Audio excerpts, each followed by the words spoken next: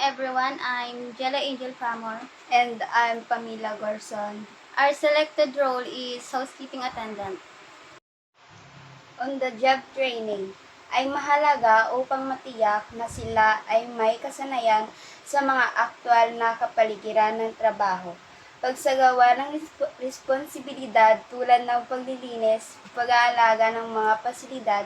For me, the purpose of mentoring is to provide guidance para makatulong na ma-enhance at ma-develop ang skills ng isang housekeeping attendant at nakakatulong ito para ma-build or ma-boost ang confidence ng isang trainer or housekeeping attendant.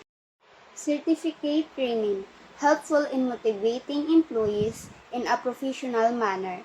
Certificate training, ito ay tumutulong sa mga trainee na magkaroon ng mataas na marka.